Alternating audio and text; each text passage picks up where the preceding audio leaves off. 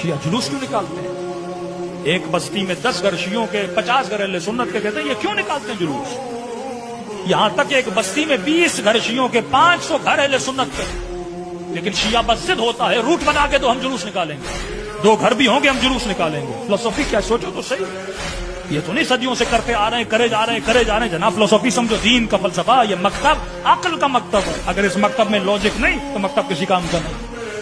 تو کیوں جلوس نکالتے ہیں؟ کیونکہ وہ اپنے بچوں کو حسین سننے نہیں دیتے، دروازے بند کر دیتے تھے، ٹی وی سوئچ آف کر دیتے تھے کہ کہیں حسین حسین کی صدا سنائی نہ دے۔ کہیں ہم جلوس نکالیں گے، حسین حسین کرتے جائیں گے، ان کے بچوں تک حسین کی آواز جائے گی اور اپنے باپ سے پوچھیں گے کون حسین اور کس نے شہید کیا حسین کو۔ تاریخ کے ظالموں کے چہروں سے نقابیں شیعوں نے اتاری ہیں۔